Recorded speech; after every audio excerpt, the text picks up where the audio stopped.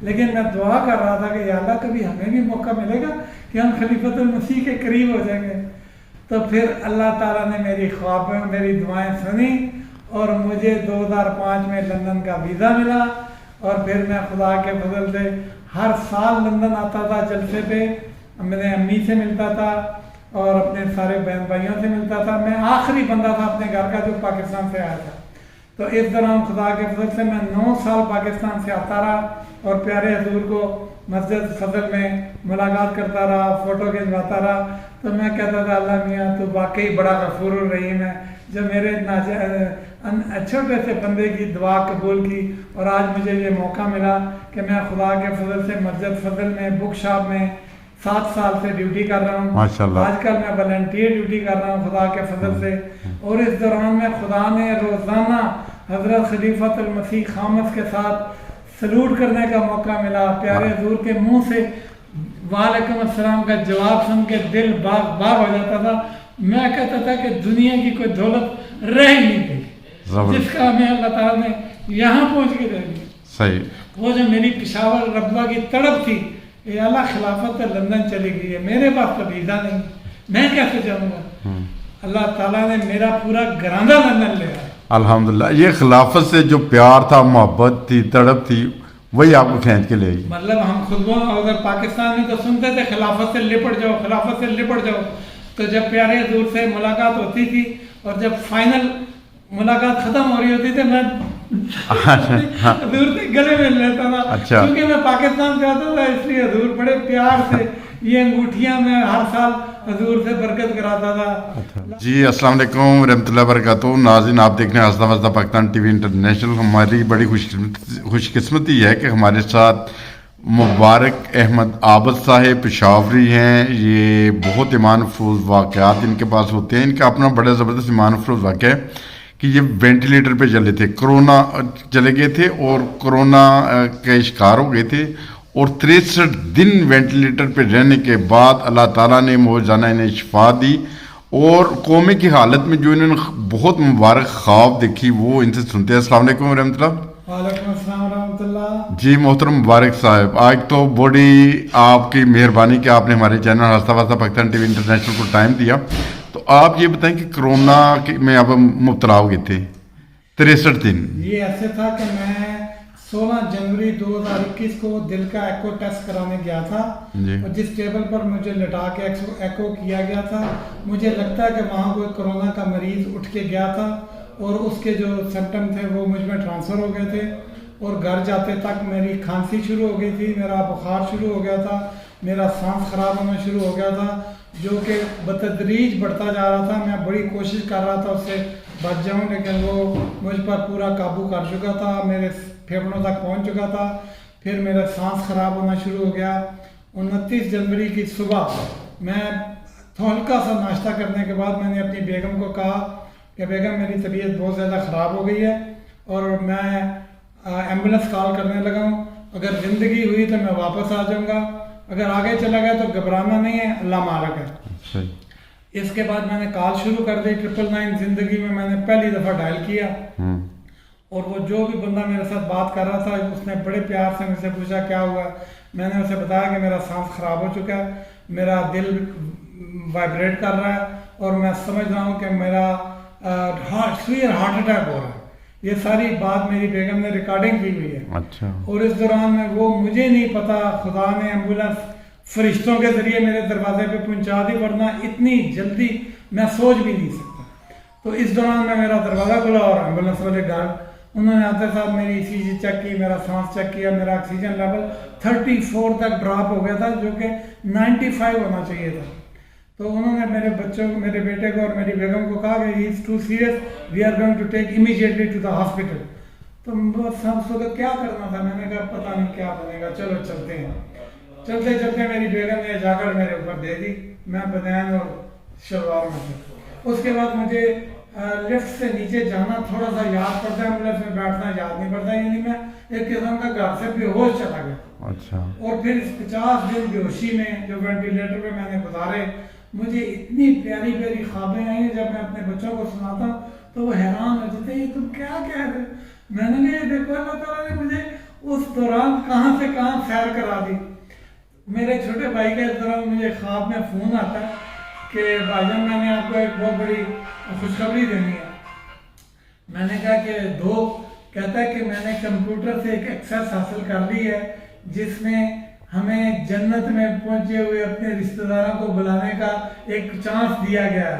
وہ کوئی ڈالر جمع کرانے رہتے ہیں اور وہ پھر بندے کو ہم کمپیوٹر سے ڈھونڈ کے لے آتے ہیں.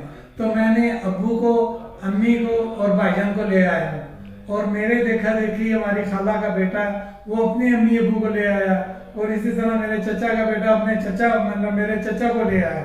تو میں ان سب سے ملتا ہوں.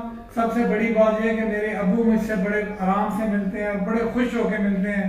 میری امی مجھ سے بڑے آرام سے ملتی ہے, بڑی خوش ہو کے ملتی ہے, اور میں اس خواب میں ان سے بار بار ملتا رہتا ہوں. ایک دن میری امی نے مجھے کہا کہ مجھے کچھ پیسے دو, میں نے جانا ہے شاپنگ کرنے. تو اس وقت میری جیب میں پاکستانی 56,000 روپے تھے.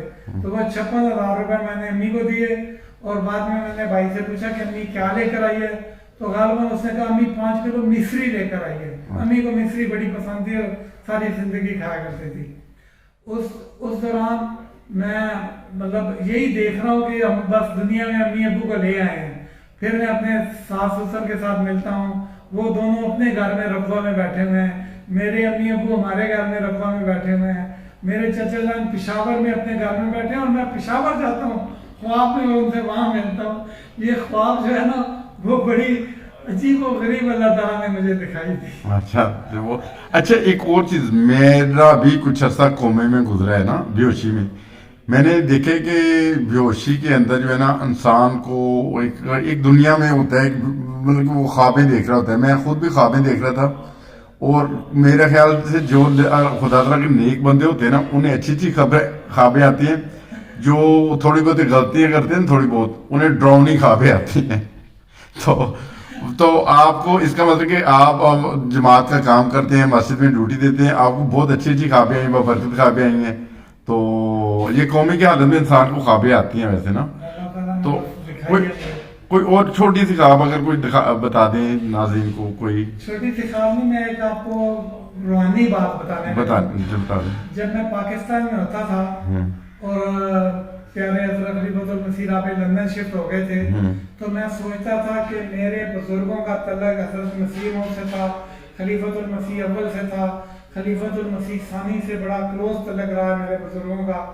خاص کر میرے نانا جان کے سب سے بڑے بیٹے سے بھائی سے چھوٹے بھائی ڈاکٹر فتح دین جو کہ حضرت خلیفۃ المسیح ثانی کے کلاس فیلو تھے, اور ان کا بھی کافی تعلق تھا جماعت میں اٹھنا بیٹھنا. پھر میرے چچا جان پشاور والے اور میرے ابا جان کا حضرت خلیفۃ المسیح رابع سے بڑا اچھا تعلق تھا. پیار سے حضرت خلیفۃ المسیح رابع لندن میں میرے ابو کو خان صاحب کہتے تھے, اور میرے ابو کہتے تھے یار میں تو پشاوری ہوں, میں تو پنجابی ہوں. پیارے حضور ہنس کے کہتے ہیں نہیں آپ پشاور سے, آپ پٹھان ہیں. پھر اسی طرح میرے سب سے بڑے تایا جان فضل الدین آف لائبیریا, جن کو حضرت خلیفۃ المسیح ثالث نے غالباً ایز اے, جب یہ پرنسپل جامعہ تھے پی اے کالج سے, تو انہوں نے اس دور میں 1950-60 کے لگ بھگ لائبیریا بھیجا تھا. تو میں سوچتا تھا اللہ میاں ہمارے خاندان کا تعلق تو خلافت سے اور حضرت مسیح سے بڑا تھا, تو میں تو پاکستان میں نہ لندن کا ویزا, یہ سارا کچھ میرے سے تو بڑی دور ہو گیا. لیکن میں دعا کر رہا تھا کہ یا اللہ کبھی ہمیں بھی موقع ملے گا کہ ہم خلیفۃ المسیح کے قریب ہو جائیں گے. تو پھر اللہ تعالیٰ نے میری خواب میں میری دعائیں سنی, اور مجھے 2005 میں لندن کا ویزا ملا, اور پھر میں خدا کے فضل سے ہر سال لندن آتا تھا جلسے پہ. میں امی سے ملتا تھا اور اپنے سارے بہن بھائیوں سے ملتا تھا. میں آخری بندہ تھا اپنے گھر کا جو پاکستان سے آیا تھا. تو اس دوران خدا کے فضل سے میں 9 سال پاکستان سے آتا رہا, اور پیارے حضور کو مسجد فضل میں ملاقات کرتا رہا, فوٹو کھنچواتا رہا. تو میں کہتا تھا اللہ میاں تو واقعی بڑا غفور الرحیم ہے, جو میرے چھوٹے سے بندے کی دعا قبول کی. اور آج مجھے یہ موقع ملا کہ میں خدا کے فضل سے مسجد فضل میں بک شاپ میں 7 سال سے ڈیوٹی کر رہا ہوں. آج کل میں والنٹیئر ڈیوٹی کر رہا ہوں خدا کے فضل سے. اور اس دوران میں خدا نے روزانہ حضرت خلیفۃ المسیح خامس کے ساتھ سلوٹ کرنے کا موقع ملا. پیارے حضور کے منہ سے वालेकुम अस्सलाम का जवाब सुन के दिल बाग बाग हो जाता था। मैं कहता था कि दुनिया की कोई दौलत रह नहीं गई जिसका हमें अल्लाह ताला ने यहाँ पहुँच के दे दी। सही। वो जो मेरी पिशावर रब्बा की तड़प थी, ये अल्लाह खिलाफत लंदन चली गई है, मेरे पास तो वीज़ा नहीं, मैं कैसे जाऊँगा। अल्लाह ताला ने मेरा पूरा घराना लंदन ले आया। अल्हम्दुलिल्लाह। ये खिलाफत से जो प्यार था, मोहब्बत थी, तड़प थी, वही आपको खींच के ले आई। मतलब हम खुद उधर पाकिस्तान में तो सुनते थे खिलाफत से लिपट जाओ, खिलाफत से लिपट जाओ। तो जब प्यारे हजूर से मुलाकात होती थी और जब फाइनल मुलाकात खत्म हो रही होती थी, मैं हजूर से गले मिल लेता था। अच्छा। क्योंकि मैं पाकिस्तान जाता था, इसलिए हजूर बड़े प्यार से ये अंगूठियां मैं हर साल हजूर से बरकत कराता था। अच्छा। लास्ट टाइम मैंने हजूर से अपने पासपोर्ट पे हाथ फिरवाया, हजूर ने अच्छा। एक एक सफ़े पर मेरे हाथ फेरा, उसकी बरकत थी कि मैंने जब असाइलम किया तो फौरन ही पास हो गया। अल्हम्दुलिल्लाह, अल्हम्दुलिल्लाह। बहुत अच्छा लगा आपसे ये मेहमान फरोज़ वाक़या सुन के, और इसी तरह जुड़े रहे हमारे चैनल हंसता वस्ता पाकिस्तान टीवी इंटरनेशनल के साथ। दोबारा फिर कभी इंशाल्लाह ताला मुबारक साहब से मुलाकात होगी तो ज़रूर इंशाल्लाह ताला इनसे कोई ना कोई वाक़या सुनेंगे। और बड़े जे खिलाफत से मोहब्बत रखने वाले नौजवान हैं और मोहब्बत का इज़हार जैसे बातों में करें, इससे ज़्यादा ये इनके नॉर्मल ज़िंदगी में महसूस होता है कि जैसे वो बता रहे हैं कितने प्यार के साथ कि हज़रत खलीफत मसीह खामस को जब वो सलूट करते हैं तो इस्लाम करते हैं तो आगे से वालेकुम सलाम का जवाब आता है तो दिल बाग हो जाता है।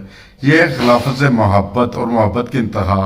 अल्लाह ताला हम सब को इसी तरह खिलाफत के साथ वाबस्ता रखे।